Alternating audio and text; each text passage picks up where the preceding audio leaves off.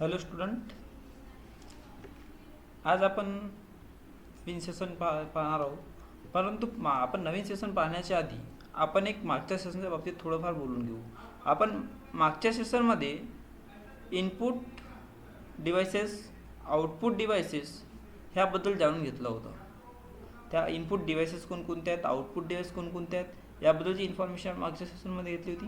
ह्या सेशनमध्ये आपण घेऊन आलेलो आहोत basic computer hardware and software, म्हणजे मूलभूत संगणकाचे मूलभूत भाग कोणकोणते आहेत ते आपण आज पाहू. ठीक आहे. तर याच्यामध्ये हार्डवेअर आणि सॉफ्टवेअर किती भाग पडलेले आहेत? 2 भाग पडलेले आहेत. किती भाग पडले आहेत तुमच्याकडे? 2 भाग पडले आहेत. त्या 2 भागामध्ये जो पहिला भाग जो पडतो तुमचा तो आहे हार्डवेअर. काय आहे? हार्डवेअर. आता हार्डवेअर म्हणजे काय हा प्रश्न आपला निर्माण झालेला असेल. हार्डवेअर म्हणजे काय? तर हार्डवेअर म्हणजे काय होईल? हार्डवेअर म्हणजे असं आहे की संगणकामध्ये जे हार्डवेअर म्हणजे संगणक प्रणाली बनणाऱ्या जे भौतिक घटक असतात, जे संगणकाला बनवणारे जे प्रणालीचे घटक असतात, जे भौतिक घटक असतात, त्या भौतिक घटकाचे जे समूह असते, काय असते? ग्रुप. आपण ज्याला ग्रुप म्हणू शकतो. जे ग्रुप असते त्याला आपण काय म्हणू शकतो? हार्डवेअर म्हणू शकतो. किंवा ज्याला आपण फिजिकली टच करू शकतो, काय करू शकतो? त्याला फिजिकली टच करू शकतो, त्याला आपण हार्डवेअर असं म्हणू शकतो. आता जसं उदाहरणामध्ये कीबोर्ड झालं, माऊस झालं, मॉनिटर झालं, प्रिंटर्स आहेत, इनपुट डिव्हायसेस आहेत, आउटपुट डिव्हायसेस आहेत, सेंट्रल प्रोसेसिंग युनिट्स आहेत. हे सगळेचे सगळे काय तुमचे हार्डवेअर पार्ट्स आहेत, ज्याला आपण फिजिकली टच करू शकतो. आता तुमच्या समोर तुम्हाला दाखवलं असेल कीबोर्ड आहे, माऊस असेल, माऊसही आहे तुमच्या बाजूला, मॉनिटर्स आहे. ह्या सगळ्या गोष्टी काय आहेत? हार्डवेअर पार्ट्स आहेत. आपण टच करून त्याला सांगू शकतो की हे काय आहे म्हणून. कीबोर्ड आहे, हे काय माऊस आहे, हे काय मदरबोर्ड आहे, हे काय मॉनिटर्स आहे. म्हणजे ह्या सगळ्या गोष्टीला आपण काय म्हणू शकतो? हार्डवेअर पार्ट्स असे म्हणू शकतो. आता त्याच्यानंतर आहे नेक्स्ट, याच्यानंतर प्रोसेसिंग दिलेली आहे. इनपुट आहे, प्रोसेस आहे, आउटपुट आणि स्टोरेज. आता इनपुट म्हणजे काय? जो युजर त्याला देत असतो, कम्प्युटरला जो देत असतो कोणता एखादा प्रोग्राम्स म्हणा, तो प्रोसेस होतो कशामध्ये? प्रोसेसिंगमध्ये, सेंट्रल प्रोसेसिंगमध्ये. मग तो कुठे सेव्ह होतो? तुमच्या स्टोरेजमध्ये. आणि स्टोरेजमध्ये सेव्ह झाल्यानंतर तो कुठे दाखवतो? आपल्याला मॉनिटरवर दाखवतो. कशाच्या मार्फत? आउटपुट म्हणून दाखवत असतो. काय दाखवत असतो? आउटपुट म्हणून दाखवत असतो. नेक्स्ट आहे इनपुट डिव्हायसेस. आपण जे मागच्या सेशनमध्ये शिकलो होतो इनपुट डिव्हायसेस, पण याच्यामध्ये वेगळ्या पद्धती दिल्या आहेत. संगणकाला जे माहिती पुरवणारे जे घटक असतात, जे साधने असतात, संगणकाला जे माहिती पुरवणारे जे साधने असतात है ना, त्याला आपण इनपुट डिव्हायसेस असे म्हणू शकतो. त्याला काय म्हणू शकतो आपण? इनपुट डिव्हायसेस असे म्हणू शकतो. उदाहरणामध्ये सांगायला गेलो आपण तर कीबोर्ड आहे, स्कॅनर आहे, माऊस आहे, बरोबर आहे. हे सगळे काय आहेत? इनपुट डिव्हायसेस आहेत, जे तुम्ही पाहू शकता. आणि तुम्ही ते आपले जे युजर त्याला काय कमांड देऊ शकता आणि त्याला समोर पाठवू शकतो. जे साधने असतात त्याला काय म्हणू शकतो? इनपुट डिव्हायसेस म्हणू शकतो. आता त्याच्यानंतर आहे नेक्स्ट आउटपुट डिव्हायसेस. काय आहे? Output devices. आउटपुट डिव्हायसेस म्हणजे काय? तर आउटपुट डिव्हायसेस म्हणजे काय? ज्या डिव्हायसेसच्या मार्फत आपण आपली माहिती आउटपुट करू शकतो. ज्या डिव्हाइसच्या मार्फत आपली जी इन्फॉर्मेशन असते ते इन्फॉर्मेशन काय करू शकतो? आपण पाहू शकतो, आउटपुट करू शकतो. त्याला आपण काय म्हणतो? आउटपुट डिव्हाइसेस असे म्हणू शकतो. एक्झाम्पलमध्ये आपण सांगायला गेलो तर मॉनिटर झालं, प्रिंटर्स झालं, बरोबर आहे. यांना काय म्हणू शकतो आपण? आउटपुट डिव्हाइसेस असे म्हणू शकतो. त्याच्यानंतर नेक्स्ट आहे आपल्याकडे सेंट्रल प्रोसेसिंग युनिट. म्हणजे काय आहे? CPU. काय आहे? CPU, central processing unit. आता CPU म्हणजे काय आहे? CPU म्हणजे एक असं आहे याच्यामध्ये की या CPUलाच काय म्हणू शकतो आपण? त्याला मायक्रो प्रोसेसरही म्हणू शकतो किंवा याला कम्प्युटरचा ब्रेनही म्हणू शकतो. काय म्हणू शकतो? मायक्रो प्रोसेसरही म्हणू शकतो किंवा याला कम्प्युटरचा ब्रेन असेही संबोधू शकतात. स्पीड आहे ते काय कशामध्ये मोजली जाते? स्पीड मेगाहर्ट्जमध्ये मोजली जाते. कशामध्ये मोजली जाते प्रोसेसरची स्पीड? मेगाहर्ट्जमध्ये. त्याच्यानंतर आहे प्रोसेसरचे तुम्हाला खाली ब्रँड दिलेले आहेत, ज्याच्यामध्ये कोणकोणते आहेत? पेंटियम आहे, सेलेरॉन आहे, बरोबर आहे, सेलेरॉन आहे, मॅक आहे, AMD आहे. हे इत्यादी जे आहेत हे काय सेंट्रल प्रोसेसिंगचे काय सेंट्रल प्रोसेसिंग युनिटचे काय ब्रँड आहेत जे आपण नॉर्मली लोक यूज करतात. बरोबर आहे. हा झाला सेंट्रल प्रोसेसिंग युनिट. आता नेक्स्ट आहे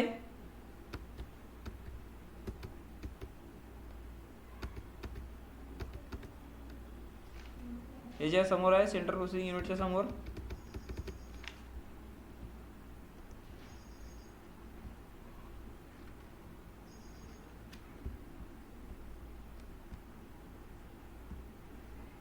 दाखवलं सेंट्रल प्रोसेसिंग युनिट. मग त्यानंतर सेंट्रल प्रोसेसिंग युनिट अजून पुन्हा दाखवलेला आहे. दाखवलं सेंट्रल प्रोसेसिंग युनिट. याच्यामध्ये दिलेलं आहे सेंट्रल प्रोसेसिंग युनिटमध्ये एक आहे कम्प्युटर चिप. एक काय तुमच्याकडे कम्प्युटरची चिप दाखवतो. याच्यामध्ये कम्प्युटर काय चिप आता म्हणजे संगणकाची चिप ज्याला मायक्रो प्रोसेसर काय म्हणू शकतो मायक्रो प्रोसेसर देखील म्हणू शकतो किंवा संपूर्ण प्रक्रिया युनिट असू शकते. हा काय ते संपूर्ण जे प्रक्रिया होत असते त्या प्रक्रियेच्या काय म्हणू शकतो आपण याला प्रोसेसिंग युनिट सुद्धा याला म्हणू शकतो. प्रोसेसिंगचे एक प्रक्रिया युनिट असे संबोधू शकतो म्हणू शकतो. त्याच्यानंतर दिला आहे कम्प्युटरचे जे साधे तुला एक हेडिंग दिलेलं आहे त्याच्यामध्ये दिलेला आहे हा काय म्हणतो संगणक चिपमध्ये लाखो ट्रान्झिस्टर असतात. कितीतरी प्रकारे मिलियन्स ट्रान्झिस्टर असतात. त्या मिलियन ट्रान्झिस्टर्सला त्याला काय म्हणतो सामग्री लहान तुकडे असतात. त्याच्यामध्ये they are small pieces of semi conducting material silicon म्हणजे सिलिकॉनचे काय असतं त्याच्यामध्ये लहान लहान अर्धवाहक जे असतात अर्धवाहक सामग्रीचे लहान लहान तुकडे सुद्धा याच्यामध्ये आहेत. कशामध्ये सेंट्रल प्रोसेसिंग युनिटमध्ये. त्याच्यानंतर आहे सिलिकॉनमध्ये एकात्मिक सर्किट एम्बेड केलेले आहेत. काय याच्यामध्ये सिलिकॉनमध्ये काय केलं एम्बेड केलेले आहेत इंटिग्रेटेड सर्किट्स ज्याच्यामुळे काय होतो सर्किट बोर्डवर संगणकाचे अनेक चिप्स बनलेले असतात. संगणकाचे काय असतात अनेक प्रकारचे चिप्स असतात. त्या अनेक प्रकारचे चिप्स काय असतात बनलेल्या असतात. कशावर सर्किट बोर्डवर. हा कुठे होतो सेंट्रल प्रोसेसिंग युनिटमध्ये होत असतो. बरोबर आहे. यालाच म्हणतो आपण सेंट्रल प्रोसेसिंग युनिट. आता त्याच्यानंतर आहे आपल्याकडे काय आहे आपल्याकडे डेटा स्टोरेज डिव्हाइस. काय आहे डेटा स्टोरेज डिव्हाइसेस. आता डेटा स्टोरेज डिव्हाइसेस म्हणजे काय एक काय एक हार्ड ड्राईव्ह आहे. काय हार्ड ड्राईव्ह आहे ज्याला आपण हार्ड डिस्क म्हणू शकतो. एक हार्ड ड्राईव्ह एक यांत्रिकी संग्रह आहे. एक काय मेकॅनिकल स्टोरेज डिव्हाइस आहे ज्याला काय करू शकतो ज्याच्या मार्फत आपण याची जे रेकॉर्डिंग जे फास्ट रेकॉर्डिंग आहे रिकव्हरी ऑफ डेटा याच्यामध्ये म्हणजे याची साठवण क्षमता जास्त आहे. बरोबर आहे लार्ज आहे. त्याच्यानंतर याला हा अंतर्गत स्थित असतो आणि जलद रेकॉर्डिंग आणि डेटा रिकव्हरी पण हा करत असतो. याच्यामध्ये याची जी साठवण क्षमता कॅपॅसिटी जास्त आहे. त्याच्यानंतर मॅग्नेटिक असतो. बरोबर आहे. त्याच्यानंतर आहे primary storage device for data and programs. याच्यामध्ये दिलेलं आहे की प्रायमरी स्टोरेज जे डिव्हाइस जे स्पीड आहे ते स्पीड काय झालं मोजली जाते याच्यामध्ये. बरोबर आहे. कशाच्या नावानं RPMच्या नावानं. कशाच्या नावानं याला मोजली जाते RPMच्या मार्फत याला मोजली जात असते. नेक्स्ट आहे याच्यामध्ये डेटा स्टोरेज डिव्हाइसेसमध्ये CD-ROM काय दिलं आहे CD-ROM त्याचाच फुल फॉर्म होत असतो compact disc read only memory. काय होत असतं compact disc read only memory. CD-ROMचा काय फुल फॉर्म काय म्हटलं आपण compact disc read only memory. कशाचा फुल फॉर्म आहे CD-ROMचा फुल फॉर्म आहे. बरोबर आहे. आता त्याच्यामध्ये दिलेलं आहे ॲप्रॉक्सिमेटली 600 ते 700 मेगाबाइट्स ऑफ याच्यामध्ये स्टोरेज कॅपॅसिटी असते. किती काय स्टोरेज कॅपॅसिटी असते 600 ते 700 मेगाबाइट स्टोरेज एवढी कॅपॅसिटी आहे. त्याच्यानंतर an optical device read by diode laser. याच्यामध्ये काय डायोड लेजरद्वारे वाचले ऑप्टिकल डिव्हाइसेस असतात याच्यामध्ये. बरोबर आहे. डायोडचे लेजर असतात ब्ल्यू कलरचे लेजर याच्यामध्ये लावलेले असतात. त्यानंतर नेक्स्ट आहे फ्लॉपी डिस्क दिलेल्या याच्यामध्ये हे काय असतात 1.44 MB असतात. अमाऊंट ऑफ डेटा याच्यामध्ये लहान असते आकारानं स्मॉल असते. त्याच्यानंतर याच्यामध्ये दिलेलं आहे काय दिलेलं याच्यामध्ये हा एक फ्लॅश ड्राईव्ह आहे. एक कॉम्पॅक्ट आणि पोर्टेबल इलेक्ट्रॉनिक स्टोरेज डिव्हाइस आहे. कोणकोणता डिव्हाइस आहे हा एक फ्लॅश ड्राईव्ह जो आहे हा एक कॉम्पॅक्ट आणि पोर्टेबल इलेक्ट्रॉनिक स्टोरेज डिव्हाइस आहे. कोणता डिव्हाइस आहे कॉम्पॅक्ट अँड पोर्टेबल. ज्याच्या उदाहरण दिलेलं आहे USB प्लग अँड प्ले. म्हणजे आपण जर त्याला प्लग ऑन केलं तर साऊंड ऑन चालू होईल आणि जर याला बाहेर काढलं तर हा बंद होईल. याला म्हणतात USB supported plug and play. त्याच्यानंतर एक कम्प्युटरची मेमोरी काय दिलं आहे तुम्हाला कम्प्युटरची मेमोरी दिलेली आहे आपल्याकडे. याच्यामध्ये दिलं आहे कम्प्युटर मेमोरी इज बायनरी, म्हणजे संगणकाची जी मेमोरी असते ते बायनरी आहे, जसं की 0 और 1 किंवा ऑन और ऑफ, बरोबर आहे. त्याच्यानंतर दिलं आहे the byte is the standard unit of measurement, म्हणजे एक काय की बाईट हे मोजमापाचे एक मानक एकक आहे. काय मानक एकक आहे. कशाचे? बाईट हे मोजमापाचे, बरोबर आहे. त्याच्यानंतर ए बाईट इज कंपोज, म्हणजे एक बाईट जे कंपोज जर करायला गेलो बायनरी कोडमध्ये तर ते 8 बिट असं झालं असतं. कशामध्ये? बायनरी डिजिटमध्ये काय 8 बिट असे म्हणतात.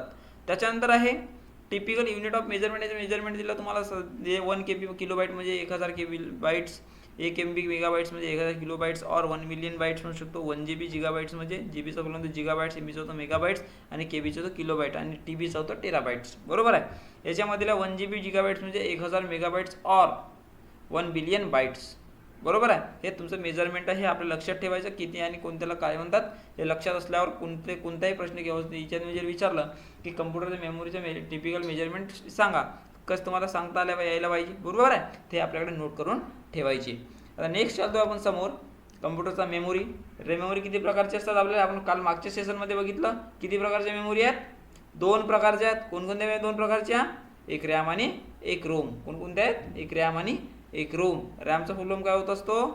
Random access memory. काय होत असतं रॅमचा full form? Random access memory. आणि रोमचा full form read only memory. हे 2 प्रकारचे आपल्याकडे मेमोरी असतात, बरोबर आहे. आता याच्यामध्ये दिलेलं आहे रॅममध्ये दिलेलं आहे काय दिलेलं आहे रॅममध्ये? Store data that is processing, म्हणजे काय याच्यामध्ये प्रक्रिया करत असलेला जो डेटा असतो त्याला संग्रहित करते. काय करत असलेला? जे प्रक्रिया करत असलेला जो डेटा असतो त्याला काय करत असते?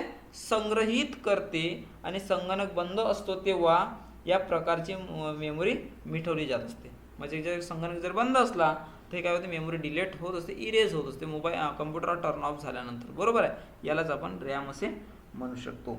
त्याच्यानंतर रोम, बरोबर आहे. त्याच्यानंतर काय तुम्हाला दिलं? रोम. ही रोम मेमोरी काय करते? संगणकास ऑपरेट करण्यासाठी विशेष सूचना देते. संगणकाला ऑपरेट करण्यासाठी विशेष सूचना देत असते. जसं काय देत असते?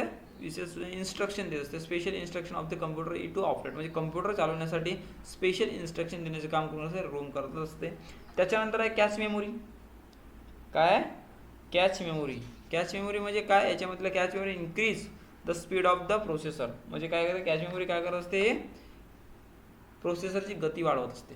काय करत असते? हे प्रोसेसरची गती वाढवत असते काम करण्याची, बरोबर आहे. हे झालं तुमचं कम्प्युटरच्या मेमोरी. आता नेक्स्ट आहे याच्यामध्ये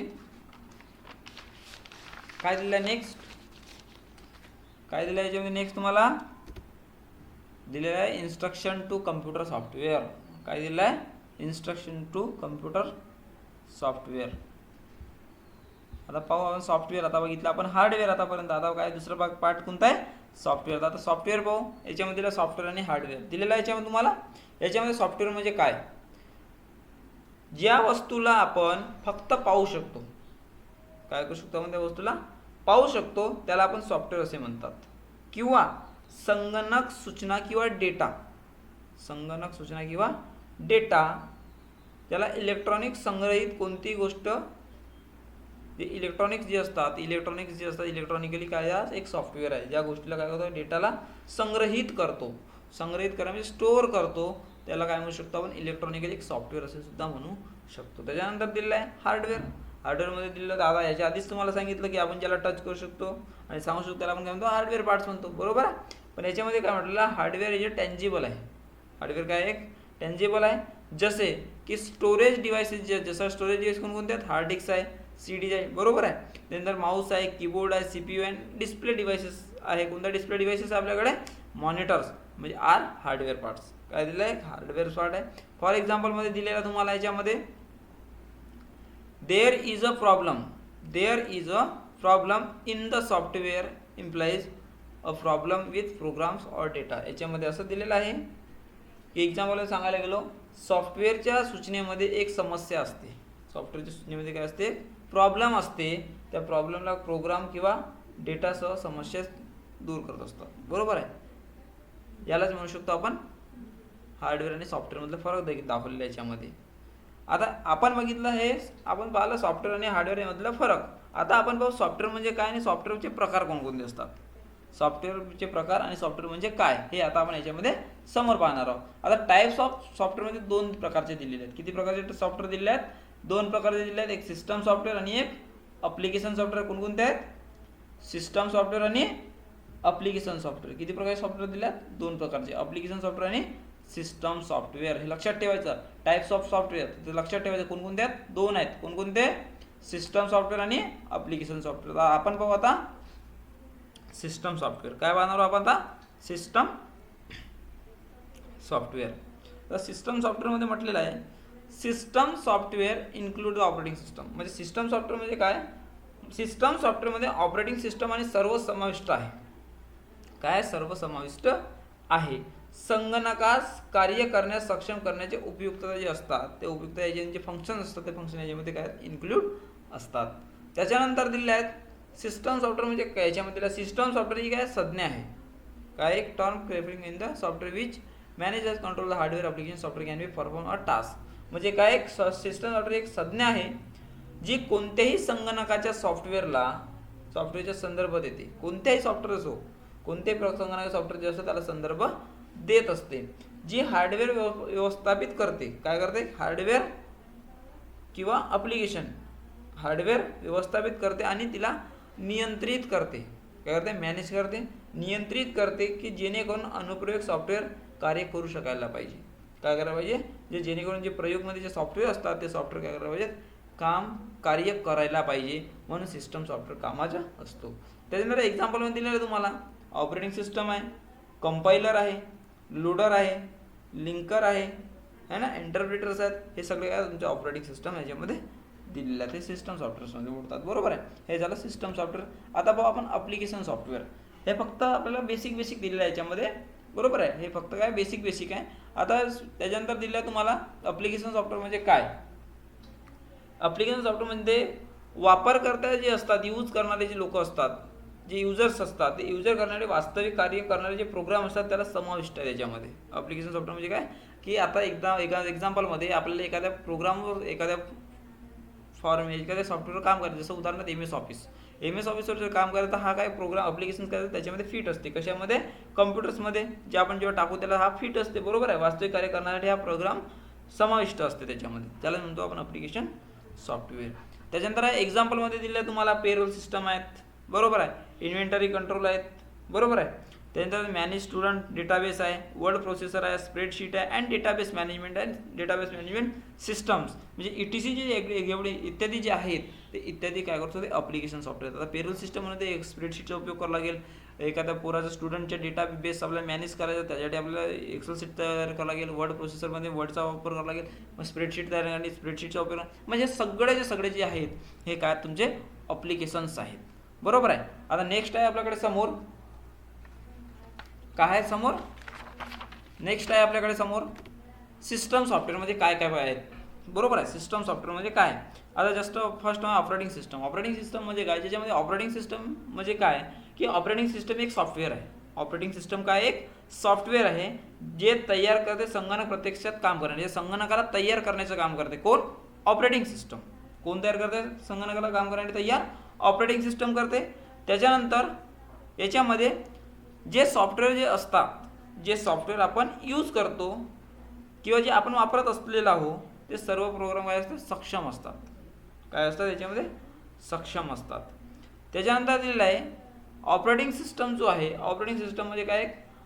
हार्डवेअर आयोजित आणि नियंत्रित करते. ऑपरेटिंग सिस्टम काय करते? हार्डवेअरला कंट्रोल आणि ऑर्गनाईज करत असते. कोण? Operating system. त्याच्यानंतर दिलेलं आहे OS म्हणजे ऑपरेटिंग सिस्टम. OS म्हणजे काय होते? Operating system. Operating system act as a interface म्हणजे काय दिलं याच्यामध्ये? प्रयोगादरम्यान जे इंटरफेस म्हणून कार्य जे करते किंवा जे प्रोग्राम्स असतात आणि त्याला काय म्हणतात? मशीन हार्डवेअर असे म्हणतात. काय म्हणतात त्याच्यामध्ये? मशीन हार्डवेअर आहे. बरोबर आहे. जसं की एक्झाम्पलमध्ये दिलं आहे Windows, Linux, Unix and Mac and operating system. हे ETC काय तुमचे सगळे ऑपरेटिंग सिस्टम आहेत. विंडोज आहे, लिनक्स आहे, युनिक्स आहे, मॅक आहे. बरोबर आहे. हे काय? डॉस आहे. हे काय तुमचे ऑपरेटिंग सिस्टम आहेत. त्याच्यानंतर तुमचा ॲप्लिकेशन ऑफ सॉफ्टवेअर ॲप्लिकेशन सॉफ्टवेअरमध्ये काय हे तुमच्या स्क्रीनवर दिसत असेल तुम्हाला ॲप्लिकेशन सॉफ्टवेअर. त्याच्यामध्ये फर्स्ट दिला वर्ड प्रोसेसर. काय दिला तुम्हाला वर्ड प्रोसेसर दिलेला आहे, बरोबर आहे. आता वर्ड प्रोसेसर म्हणजे काय? वर्ड प्रोसेसिंग एक काय साधन आहे, एक टूल आहे जे वापर करणारा जो युजर असतो, कोण असतो? युजर असतो. वापर करायला काय करते? तयार करण्यात मदत करते. आणि संपादन किंवा दस्तऐवज जसं डॉक्युमेंट झालं किंवा वर्ड प्रोसेसर हे तयार करण्यासाठी काय करते? वर्ड प्रोसेसर युजर्सला काय करते? हे मदत करते तयार करणारे डॉक्युमेंट्स तयार करणारे, प्रिंटिंग डॉक्युमेंट्स म्हणजे चित्र काढण्यासाठी आहे ना, प्रिंटिंग करण्यासाठी हे काय करते? युजर्सला काय करते? मदत करते. जसं की उदाहरणामध्ये सांगायला गेलो आपण स्पेल चेकिंग, जे आपण एखाद्यामध्ये प्रॉब्लेम शब्दलेखन तपासणी आपण सध्या त्याला म्हणू शकतो. त्याच्यानंतर standard layout for normal documents म्हणजे एखाद्या मानक लेआउट जे सामान्य डॉक्युमेंटसाठी आपण याचे उपयोग करू शकतो.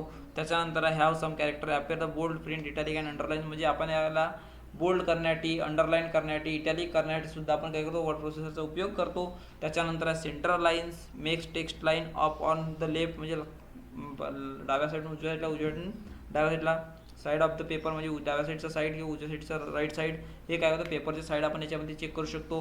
त्याच्यानंतर आहे save the documents so it can be use again म्हणजे जो सेव्ह केलेला जो डॉक्युमेंट्स आहे त्याला पुन्हा आपल्याला यूज करता यायला पाहिजे. त्यानंतर एखाद्या प्रिंटची डॉक्युमेंट्सची एखादी प्रिंट्स करण्यासाठी आपण आपली वर्ड प्रोसेसरचा उपयोग करत असतो. एक्झाम्पलमध्ये म्हटलं तर word perfect and Microsoft word जे आहेत हे काय करतो? आपण ॲप्लिकेशन आपण याच्यामध्ये यूज करतो वर्ड प्रोसेसरसाठी. कशासाठी? वर्ड प्रोसेसरसाठी या दोन ॲप्लिकेशन आपण यूज करतो. काय नाव आहे? Word perfect and Microsoft word. त्याच्यानंतर स्प्रेडशीट काय दिलं आहे तुम्हाला? स्प्रेडशीट दिलं आहे. तर स्प्रेडशीट म्हणजे काय? बरोबर आहे, स्प्रेडशीट दिली आहे तुम्हाला. स्प्रेडशीटमध्ये दिलेलं आहे the spreadsheet package are design म्हणजे याला जे डिझाईन करण्यात आलेलं आहे यूज नंबर ऑफ फॉर्म्युलाज म्हणजे कशासाठी यूज करण्यात आलेली आहे? हे डिझाईन जी करण्यात आलेली आहे संख्या आणि सूत्रे, जे संख्या आणि जी सूत्रे असतात म्हणजे नंबर म्हणजे संख्या आणि फॉर्म्युला म्हणजे सूत्र. आपण जे मॅथमॅटिक्स भाषेमध्ये शिकायला गेलो तर फॉर्म्युलाज म्हणजे आपण सूत्र असे म्हणू शकतो त्याला, बरोबर आहे. फॉर्म्युला अँड नंबरसाठी आपण काय करतो? हे डिझाईन केली आहे. जसं की स्प्रेडशीट उदाहरणामध्ये एक समाविष्ट आहे. जसे की स्प्रेडशीटमध्ये काय काय इन्क्लूड करण्यात आलं आहे? जसं बजेट आहे, पेरोल्स आहे, ग्रेड कॅल्क्युलेशन्स आहे, ॲड्रेस लिस्ट आहे. ह्या विविध गोष्टी करण्यासाठी आपण स्प्रेडशीटचा उपयोग करतो. कशाचा उपयोग करतो? आपण स्प्रेडशीटचा उपयोग करतो. जसं की एक्झाम्पलमध्ये दिला the most commonly use spreadsheet program the Microsoft Excel and Lotus 1 to 3. काय दिलं आहे? लोटसचा आणि मायक्रोसॉफ्ट एक्सेलचा आपण स्प्रेडशीटसाठी उपयोग करत असतो, नॉर्मली यूज होत असते, बरोबर आहे. हे असतं स्प्रेडशीट. आता त्याच्यानंतर आहे नेक्स्ट ग्राफिक्स प्रेझेंटेशन. आपल्याला प्रेझेंटेशन देण्यासाठी सुद्धा आपण काय करतो? याचा उपयोग करतो. जसं की आपल्याला स्लाईड शो करायची असेल, एखाद्या वेळेस रिपीटिंग कम्प्युटर प्रेझेंटेशन एखादं प्रेझेंटेशन आपल्याला द्यायचं असेल, मॉनिटर शो करायचं असेल तेव्हा पण याचा उपयोग करतो. कशाचा? ग्राफिक प्रेझेंटेशनचा. ज्याला जर एखाद्या वेळेस त्या ॲनिमेशन ज्या त्या स्लाईड शोमध्ये आपल्याला ॲनिमेशन पाहिजे, साऊंड पाहिजे तर याच्यासाठी सुद्धा आपण कशाचा उपयोग करतो? प्रेझेंटेशनचा उपयोग करतो. त्याच्यानंतर the most recognise graphic presentation program are Microsoft PowerPoint and Harvard graphics म्हणजे आपण जे मोस्ट रिकॉग्नाइज जे ग्राफिक्स प्रेझेंटेशन जे आहेत, जे प्रोग्राम्स आहेत ते प्रोग्राम्स कोणकोणते आहेत? मायक्रोसॉफ्ट पॉवर पॉईंट आणि हार्वर्ड ग्राफिक्स आहेत. किती आहेत? 2 आहेत. त्याच्यानंतर तुम्हाला दिलेलं आहे डेटाबेस DBMS. काय दिलं आहे? DBMS म्हणजे डेटाबेस मॅनेजमेंट सिस्टम. काय होतं हे आपल्याला त्याच्यामध्ये दिलेलं आहे. और DBMS is a software tool म्हणजे काय? एक DBMS काय? एक सॉफ्टवेअर साधन आहे जे एकाधिक वापर करतात म्हणजे एकापेक्षा जे मल्टिपल जे युजर्स असतात, एकापेक्षा जे जास्त युजर्स असतात त्या जास्त युजर्सला काय करते? काम करणे, संचयित करण्याची काय करते? हे परवानगी देत असते. कोण? DBMS database management system.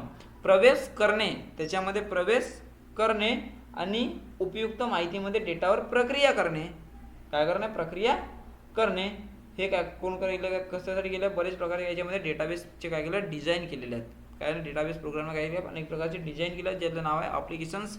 जसं की मेंबरशिप लिस्ट आहे, स्टुडंट लिस्ट आहे, ग्रेड रिपोर्ट्स आहे, इन्स्ट्रक्टर शेड्यूल्स आहे म्हणजे याला म्हणू शकतो आपण प्रशिक्षकाचे वेळापत्रक आहे, ग्रेड रिपोर्ट आहे, स्टुडंटची लिस्ट आहे ज्याला यादी म्हणू शकतो आपण, यादी आहे. ह्या सगळ्या गोष्टीसाठी आपण डेटाबेस मॅनेजमेंट सिस्टमचा उपयोग करू शकतो. याच्यामध्ये दिलेला आहे एक्झाम्पलमध्ये मायक्रोसॉफ्ट ॲसेस डेटाबेस आणि ओरॅकल ह्या 3 गोष्टीचा आपण उपयोग डेटाबेस मॅनेजमेंट सिस्टम करण्यासाठी आपण काय करू शकतो, यूज करू शकतो. हे झालं. आता जे पाहिलं आपण काय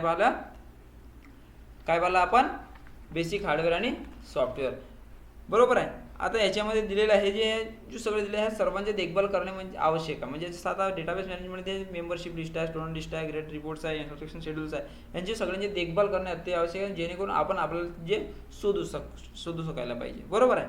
यालाच म्हणतात आपण डेटाबेस मॅनेजमेंट सिस्टम. जे आता आपण जे शिकलो ते काय, basic hardware and software parts, जे तुम्हाला माहीत असायला पाहिजे होतं ते आतापर्यंत आपण शिकलो. आता काय काय शिकलो ते आपण एकदा पुन्हा पाहून घेऊ. ॲप्लिकेशन सॉफ्टवेअरमध्ये काय ग्राफिक प्रेझेंटेशन शिकलो, स्प्रेडशीट शिकलो, वर्ड प्रोसेसर्स आहे, ऑपरेटिंग सिस्टममध्ये दिलं काय काय आहेत, त्याच्यानंतर ॲप्लिकेशन सॉफ्टवेअरमध्ये दिलं सिस्टम सॉफ्टवेअर आहे, टाईप्स ऑफ सॉफ्टवेअरचे प्रकार आहेत, कोणकोणते सॉफ्टवेअरचे प्रकार आहेत, 2 आहेत, कोणकोणते, सिस्टम आणि ॲप्लिकेशन. त्याच्यानंतर सॉफ्टवेअर म्हणजे काय आणि हार्डवेअर म्हणजे काय, त्याच्यानंतर दिलेलं आहे कम्प्युटर मेमरी कशाला म्हणतात, बरोबर आहे. डेटा स्टोरेज डिव्हाइस कशाला म्हणतात, त्याच्यानंतर सेंट्रल प्रोसेसिंग युनिट कशाला म्हणतात, आउटपुट डिव्हाइस काय, इनपुट डिव्हाइसेस आणि प्रोसेसिंग क्रिया कशी होते हे आपण याच्यामध्ये बघितलं, बरोबर आहे. ते आता जे शिकलो आपण, काय शिकलो आज,